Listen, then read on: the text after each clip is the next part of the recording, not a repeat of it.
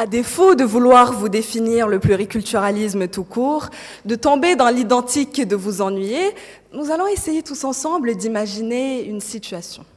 Une situation dans laquelle je ne suis pas moi, vous n'êtes pas vous, et nous sommes plutôt des choristes.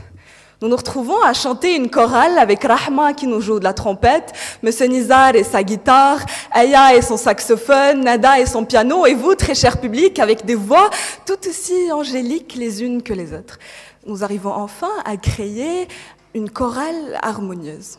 Voyez-vous, très chère audience, il suffirait d'imaginer un pays X comme cette chorale et les différentes cultures qui le constituent représentées par nous, les choristes. Cela vous prendra quelques secondes de réflexion et très vite, vous allez vous rendre compte que le saxophone ne prend pas la place du piano, que la voix grave ne vole pas la vedette, que la guitare ne se prend pas pour reine des instruments et pour faire simple, il n'y a pas de relation du dominant et dominé. Bon.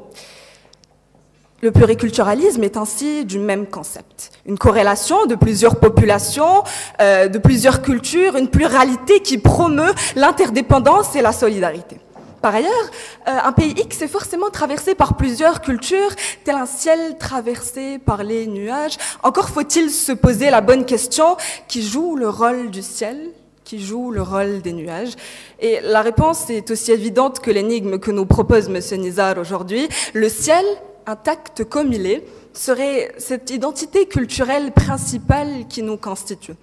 Les nuages, en revanche, seraient ces différentes cultures qui viennent enrichir la nôtre et viennent créer cette pluralité qui promeut l'interdépendance. Enfin, amateur du pessimisme comme vous êtes, je serai aujourd'hui votre source d'optimisme et pour finir en beauté, je prendrai le Maroc comme exemple. Dans l'un de ses discours, le roi Hassan II avait déclaré que le Maroc est un pays qui puise ses racines en Afrique et respire en Europe. Il a déclaré que le Maroc est un pays carrefour, un pays d'échange entre les cultures et les civilisations. Sage comme ce roi était, il avait déjà déchiffré notre énigme en une seule phrase. Avions-nous alors perdu notre culture ? Je vous laisse méditer.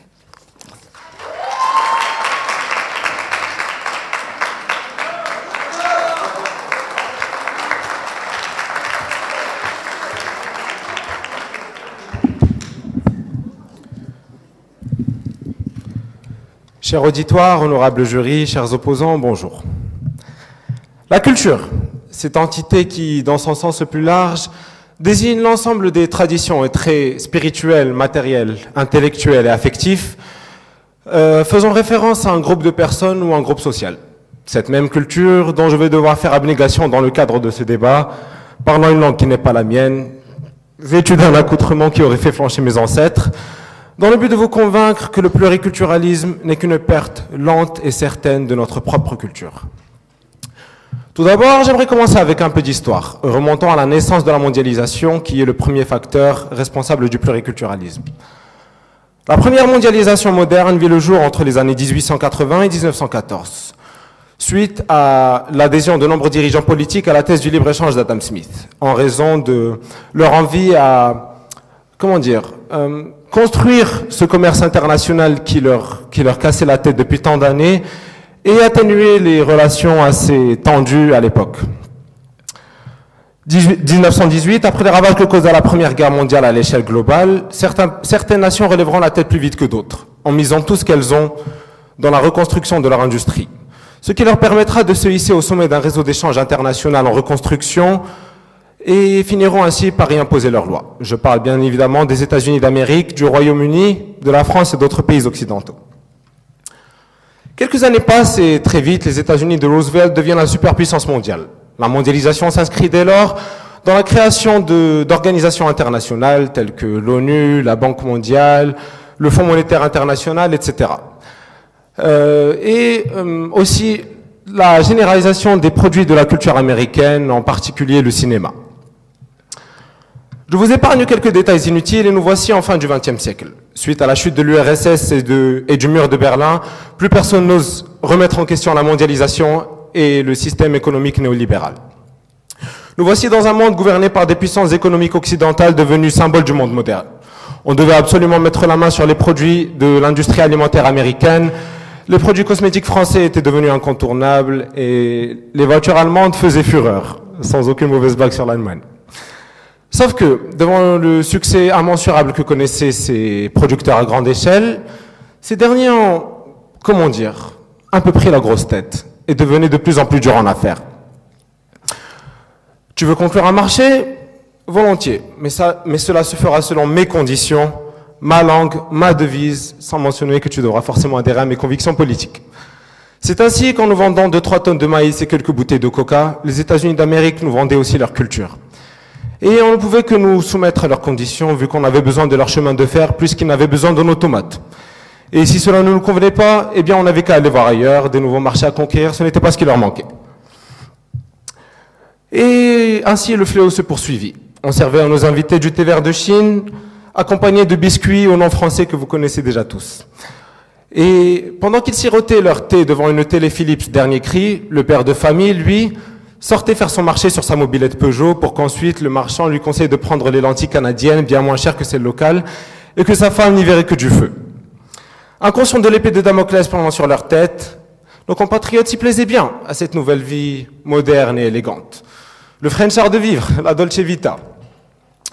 Très vite, nos vêtements ainsi que langues furent les prochains sur la liste. Pourquoi enseigner le berbère à nos enfants? C'est dépassé et archaïque. Apprenons-leur plutôt l'anglais. Ça ne mange pas de pain et ça leur garantira sûrement un gagne-pain à l'avenir. On continue ainsi à céder du terrain de la sorte, inconscient des possibles risques et répercussions sur notre propre culture. Et le résultat, il suffit de nous voir aujourd'hui. Mesdames et messieurs, c'est à travers notre économie et commerce que s'infiltrèrent des cultures étrangères. Et ce pluriculturalisme tue et continuera à tuer à petit feu notre propre culture jusqu'à ce que cette dernière ne soit plus qu'un lointain souvenir qu'on emportera avec nous dans nos tombes. Merci.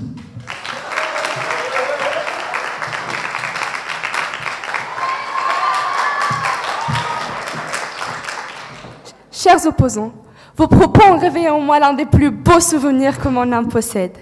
Des souvenirs d'enfance, certes, j'en ai beaucoup, mais il y en a un dont je me souviens très bien, et peut-être même qu'il a stimulé cette croyance en moi. Ce souvenir en question n'est que celui d'un livre pour enfants intitulé All Kinds of Children. Certainement, je ne suis pas ici pour vous aider à retrouver le sommeil facilement, mais plutôt de partager une bonne leçon que j'ai apprise avec vous. Tout d'abord, j'aimerais préciser que c'est grâce au plurilinguisme issu du pluriculturalisme que j'ai pu élargir mes horizons et ouvrir davantage mon esprit. On dit que le parfum de l'âme, la partie la plus délicate et la plus suave du cœur, c'est les souvenirs. Et ce n'est que maintenant que je réalise à quel point c'est vrai. Et j'aimerais, par le biais de mon intervention, arroser votre âme pour qu'elle puisse jouir de ce parfum. Eh bien, aussi insensé que cela puisse vous paraître, ce simple livre d'enfant m'a permis de savoir que cette diversité culturelle est la fondatrice de notre identité et que c'est grâce à elle que nous évoluons et que nous enrichissons notre histoire. Ce qui m'attriste le plus, c'est le fait que ce simple livre est destiné à des enfants de 4 jusqu'à 8 ans. Mais d'après ce que j'ai pu constater, il est indispensable qu'il change l'âge cible, voire même l'adapter à nos chers opposants qui frôlent l'âge adulte. Pour vous éclaircir les choses et vous faire sortir de cette obscurité, cette intransigeance que nos chers opposants vous ont infligée, l'identité culturelle est un musée qui conserve notre patrimoine culturel. C'est un arbre aux floraisons multiples. Ses racines transmettent le flux de la vie. Loin d'une plante éphémère, l'arbre a un cycle de vie long et long qui suit et survit aux générations humaines. En ces moments troublés, où nos chers opposants cherchent à défendre le diable, où les termes pluriculturalisme et identité sont utilisés par des esprits égarés pour tenter d'opposer l'humanité à elle-même, il est urgent de rappeler combien la diversité culturelle est constitutive de l'humanité et de l'identité. À ces considérations, il convient de se servir de notre pays comme exemple, le Maroc. Le Maroc est profondément pluriel. Dans sa diversité culturelle, comprenant ses traditions culinaires, musicales, ethniques, mystiques et même spirituelles, cette diversité et pluralité caractérisent le Maroc et fondent son identité de pays ouvert et généreux. Le Maroc, terre de mes ancêtres, où ma graine a germé, est un pays pluriel et purement pluriculturel. Donc, en faisant le plaidoyer d'une cause aussi décevante qu'immonde, nos chers opposants relèguent la présence historique pluriel qui a imprégné le Maroc aux oubliettes. Ensuite, la présence phénicienne, amazigh, arabe, andalouse, musulmane et juive.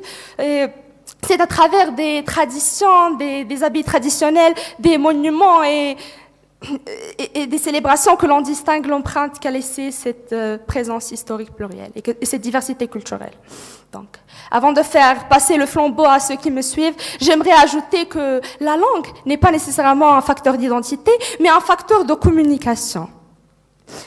La situation linguistique au Maroc est le résultat de l'histoire du pays et de sa position géographique. Donc, contrairement aux avis de nos chers opposants, où le pluriculturalisme est considéré comme une menace pour notre identité, en fait, ce plurilinguisme issu du pluriculturalisme est un avantage et un moyen d'accroître notre potentiel communicatif, d'élargir nos horizons, et même il est considéré comme un facteur de solidarité entre les locuteurs, et pas via le code switching, bien sûr, qui est nommé le syndrome de solidarité par Myers-Scotton. Merci.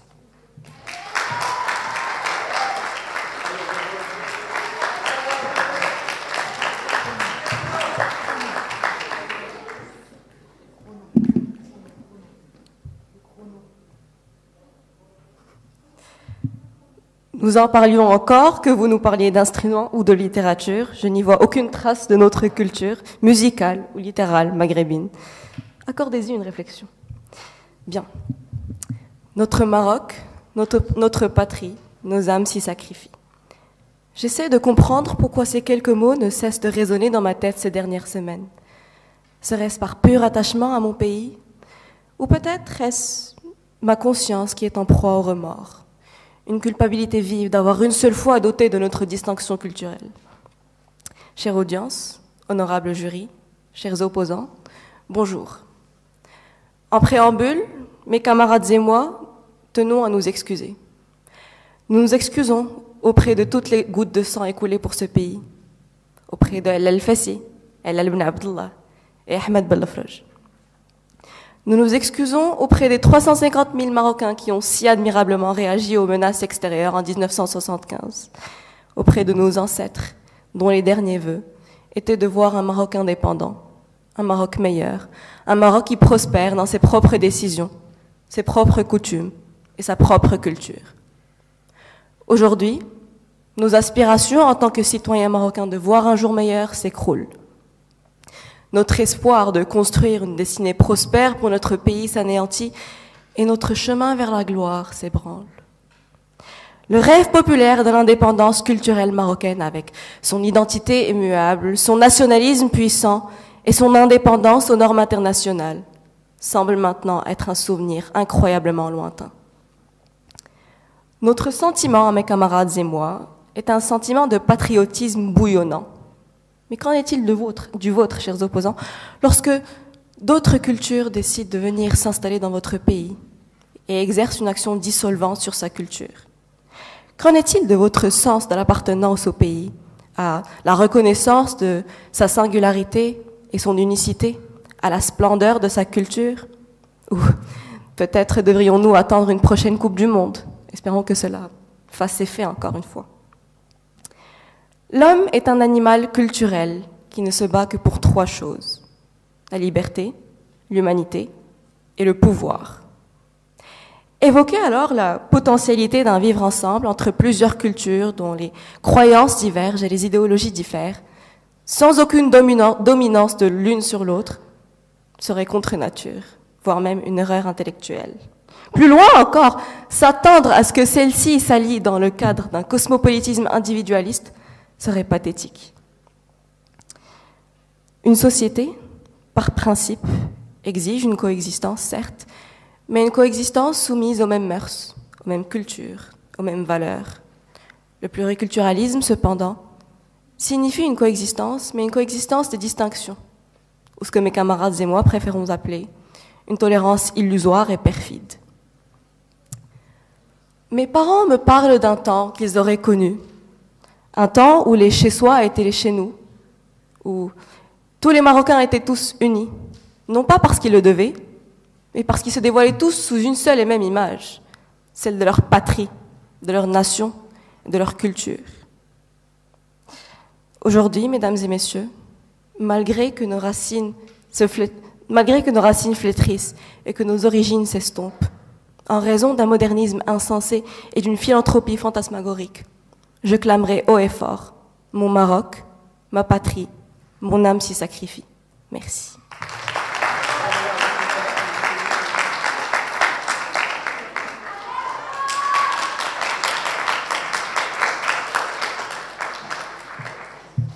Bien le bonjour à tous.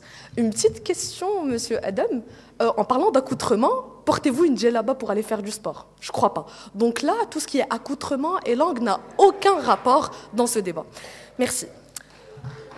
Je vois déjà que vous êtes de fervents croyants en votre position, mais pas assez pour échapper à mon jugement concernant vos arguments qui, je trouve, débordent de failles. J'y reviendrai dans un petit instant. Je vous entends vagir à l'aide et ça m'attriste sérieusement. Vous êtes, et on l'est tous d'ailleurs, en pleine quête de qui nous sommes. Mais en suivant minutieusement vos arguments, mon diagnostic est bien plus que clair. Vous avez été diagnostiqué en carence extrême d'une immunité intellectuelle envers vos croyances qui a logiquement mené à une confusion inquiétante d'appartenance à votre culture. Et que ferait un homo sapiens qui détient toutes ses aptitudes cérébrales face à cette crise identitaire alarmante? Pointer du doigt, à l'aveugle, le premier venu. Et c'est là où intervient votre première faille. La première victime a été, comme vous l'avez dit, la mondialisation, puis la perpétuation générationnelle liée au secret. On a eu droit à l'endonostalgie et l'exonostalgie comme modalité destinée à anesthésier, à édulcorer le passé, les transformations épistémologiques et aujourd'hui, le pluriculturalisme. Mais ce que j'essaie de comprendre, c'est comment et quand vous vous êtes rendu compte que vous perdez le contrôle de la situation, que vous vous sentez exclu et à part au point de vous sentir en perte de culture. Car oui, en défendant votre position, vous plaidez publiquement coupable. Vous plaidez en faveur que votre structure identitaire a été alternée. Mais rien que notre présence ici montre que vous n'êtes qu'un cas à part, mais tout aussi important, dans l'optique que notre devoir aujourd'hui est de vous guider à finalement comprendre que tout ce mépris envers le pluriculturalisme n'est que fausse route. Ça, c'est votre deuxième faille. Mais dévoiler ses faiblesses et sa vulnérabilité est loin d'être une honte en soi ici. Il s'agirait juste de combler ces failles.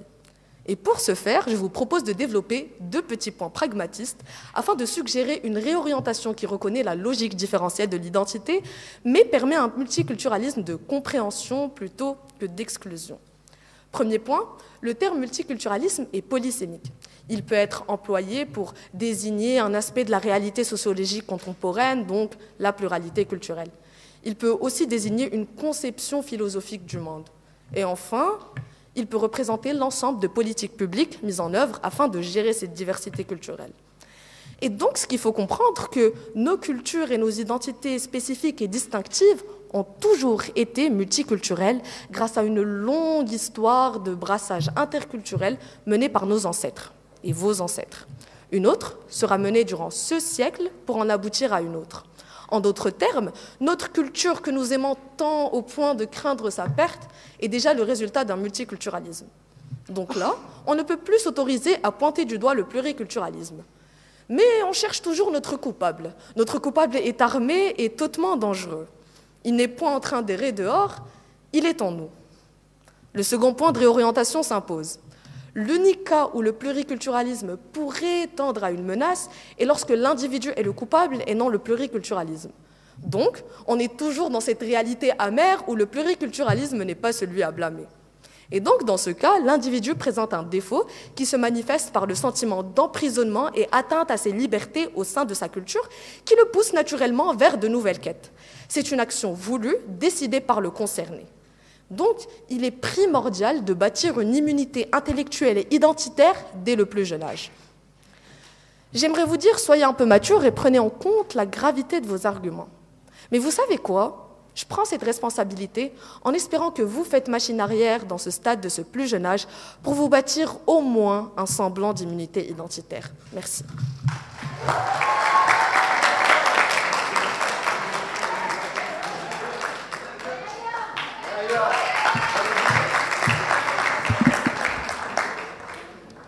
Le culturalisme, souvent définie comme l'idée selon laquelle les caractéristiques d'un individu sont entièrement déterminées par sa culture, peut sembler attractif à première vue.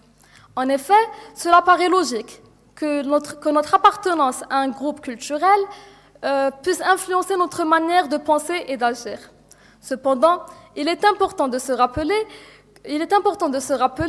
que le culturalisme peut être extrêmement dangereux pour nos sociétés. Nos sociétés deviennent de plus en plus multiculturelles. Il s'agit d'un phénomène très présent dans les débats politiques et scientifiques dont la définition n'est toujours pas univoque. Aujourd'hui, la question de la culture se pose toutefois aussi d'une façon différente.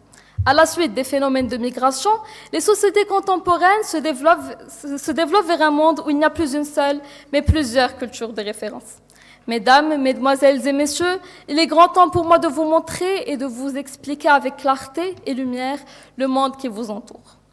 La transformation des sociétés contemporaines met à l'épreuve la portée sémantique des concepts qui en font son actualité. La stabilité des institutions politiques et publiques modernes vis-à-vis des risques dus à une évolution incontrôlable du pluralisme culturel fait l'objet de différentes préoccupations. C'est ainsi que la problématique des fondements normatifs des sociétés, et spécialement le questionnement sur les cultures de référence, gagne en actualité. Très cher public, c'est à vous que je m'adresse maintenant. Permettez-moi de vous demander de lever votre main si vous connaissez une ou un des chanteurs que je vais citer. Connaissez-vous Damso? Levez votre main, s'il vous plaît. Nino? Zola? Ok. Qu'en est-il de Oum? Mate Ben Qasim? Aziz Hmaoui? Apparemment, je vois presque aucune main levée. Mesdames et messieurs, le pluriculturalisme peut causer plusieurs soucis dans nos sociétés. À vrai dire, les différences culturelles peuvent mener à des conflits, notamment en cas de discrimination, de préjugés ou d'intolérance. Le pluriculturalisme apporte son lot de difficultés, des défis à relever et des tensions à gérer. Les cultures se croisent et parfois se heurtent. Les incompréhensions et les préjugés surgissent à découvert. Les différences peuvent être une richesse, mais aussi une source de maladresse. Lorsqu'on ne sait comment les aborder, les cultures peuvent se sentir rejetées. Le multiculturalisme exige une ouverture d'esprit, une volonté d'apprendre et de connaître autrui. Il nous oblige à sortir de notre zone de confort, même si cela peut causer tellement de tort. Il peut être difficile de trouver un terrain d'entente entre des cultures qui ont des codes différents. Et c'est pour cela qu'il faut mettre la nôtre en avant. Ainsi, on pourra être plus fort et plus tolérant. Le multiculturalisme n'est pas une chose aisée, mais en acceptant nos différences, en valorisant notre diversité, on construira peut-être un monde meilleur, un monde plus équilibré. Merci.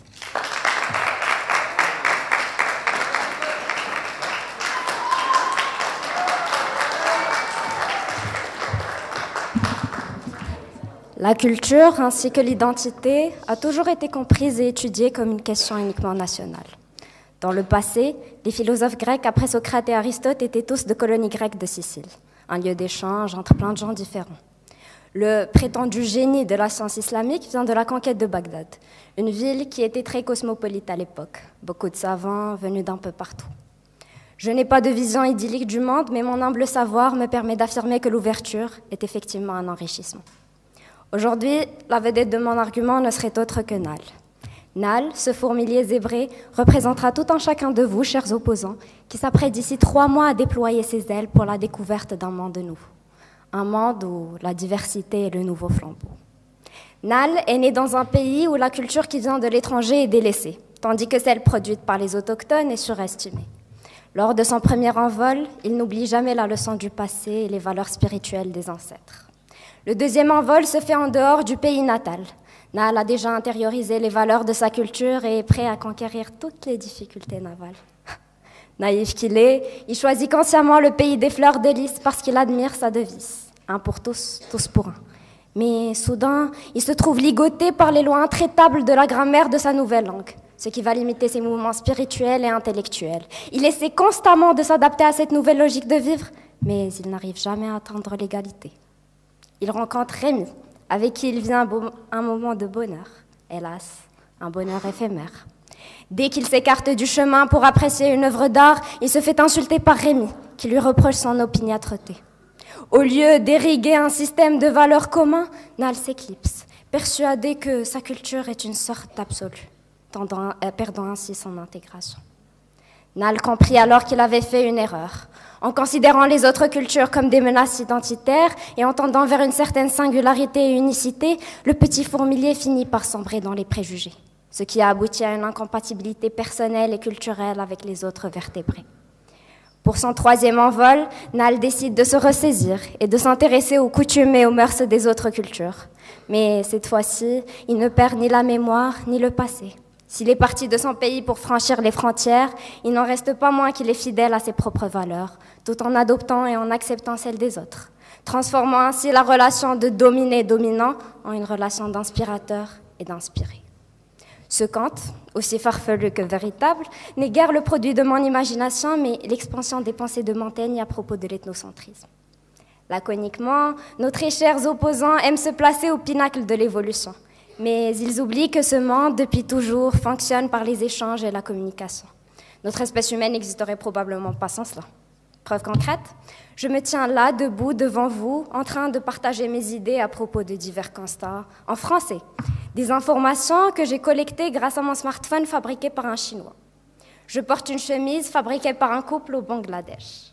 Le soir, je regagnerai mon cocon familial où tout reste stagnant.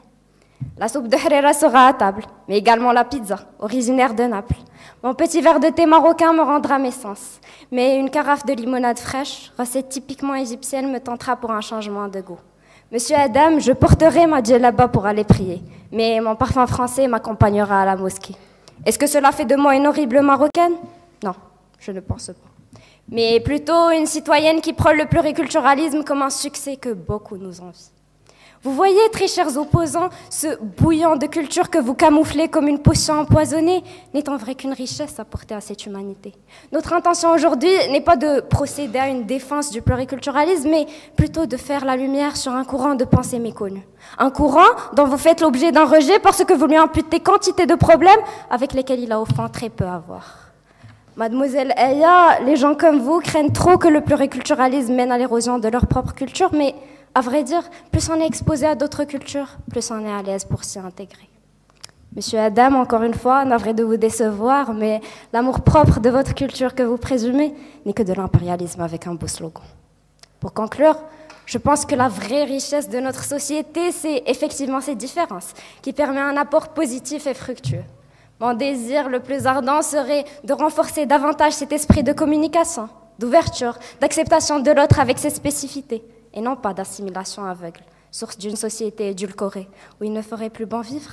Des problèmes, il y en a certes, mais je porte un regard optimiste sur notre humanité, notre sens du pluriculturalisme, notre reconnaissance des erreurs et de l'intransigeance du passé, pour parvenir à outrepasser ce qui nous sépare, en faisant fructifier ce qui nous unit. Merci.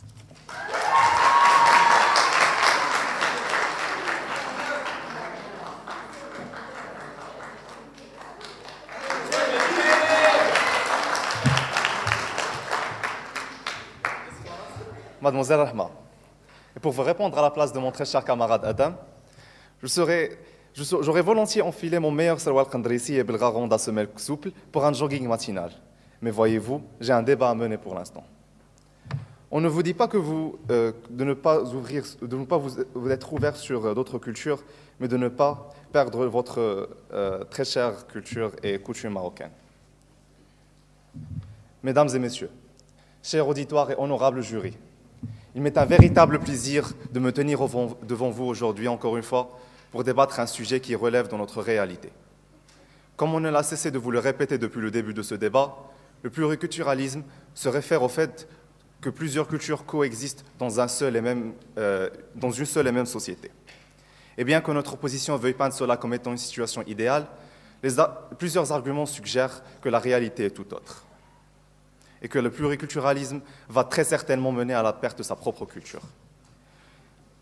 Premièrement, lorsqu'une société est composée de plusieurs cultures, nul ne peut nier qu'une pression s'installe pour assimiler à la culture dominante.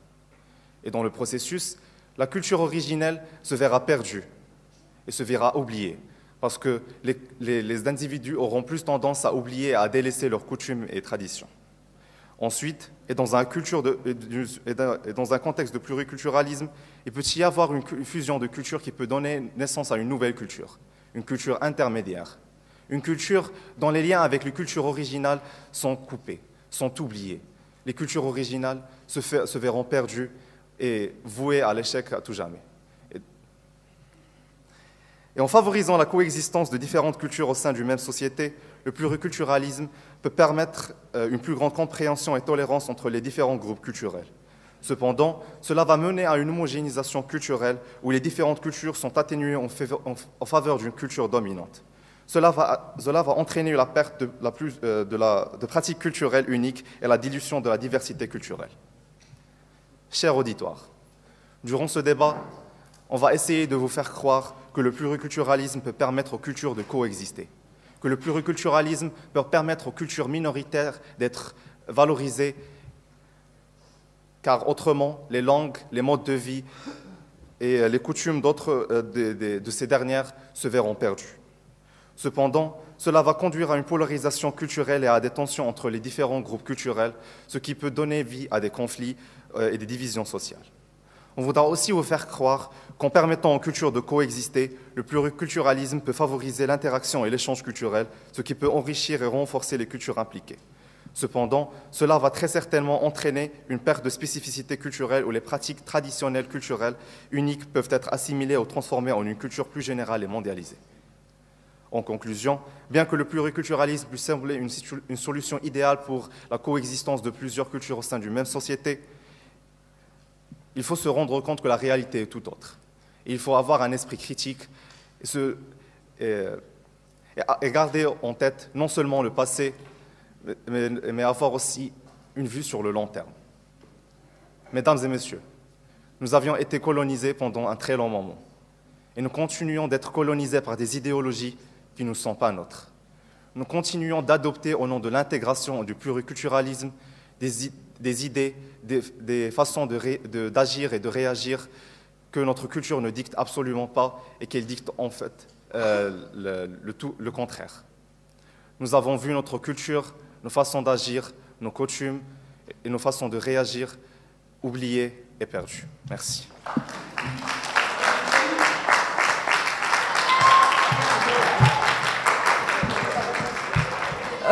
Très cher Bouenani, faites la différence entre pluriculturalisme et multiculturalisme. Faites la différence entre culture et politique, parce qu'à vous entendre parler, je me perds.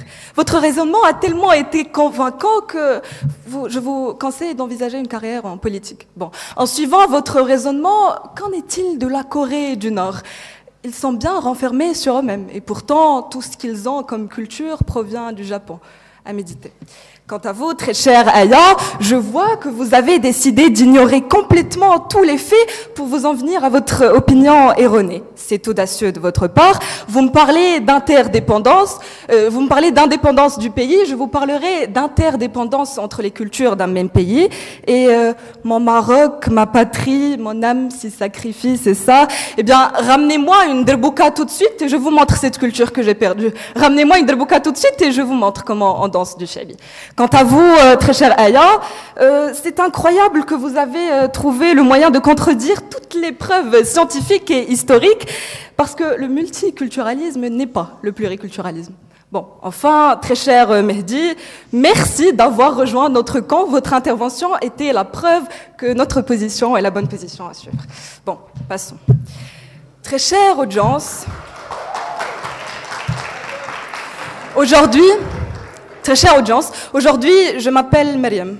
Je parle en français et pas en darija. Je porte un blazer et pas une tekshita.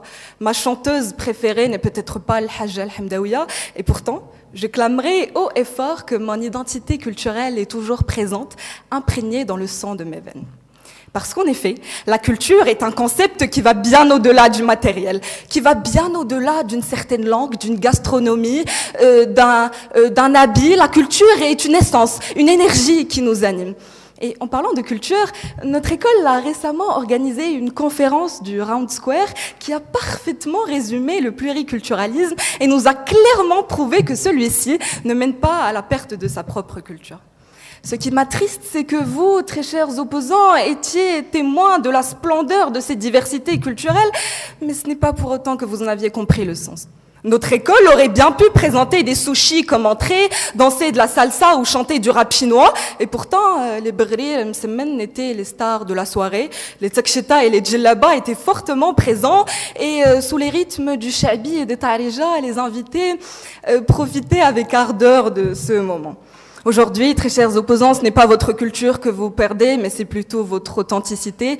Je vous laisse méditer. Merci.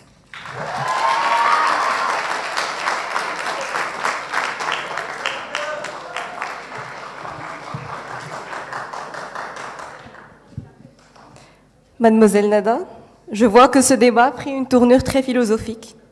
Et comment ne pas citer celui avec qui les pensées devinrent ce qui assemble et ce qui illumine? Nous y prendrons à la Platon alors, et nous créerons nous aussi notre propre république idéale qui prônerait le pluriculturalisme, la diversité culturelle et ethnique. Je pourrais alors me vêtir en sari le lundi, puis en kimono le lendemain, si ça me chante. Peut-être pourrais-je parler toutes les langues du monde. Mais faut vous avouer que là, hormis la possibilité de faire fortune en devenant traductrice, le multilinguisme pourrait faire beaucoup plus de mal que de bien. Après tout, ce n'est qu'à force de retenir les autres langues que j'en perdrai la mienne. En faisant partie de cette cité idéale, je me pose une question parmi tant d'autres. Que suis-je? Suis-je pakistanaise? Peut-être française. Non, écoutez, maintenant que j'ai le choix, je préfère être anglaise. En vrai, qui n'aimerait pas avoir la chevelure de Kate Moss et le charisme d'Adèle? Chers opposants, j'aurais souhaité que ce débat soit aussi facile, mais ne vous inquiétez pas, il devrait le devenir dans quelques minutes. En créant cette nouvelle société, qui, j'en suis sûre, vous plairait tant, on néglige un certain point qui est véritablement ce qui fait de l'homme un citoyen, l'identité nationale. Cet attribut qui ferait de nous une communauté, une république, sera alors sujet à une redéfinition.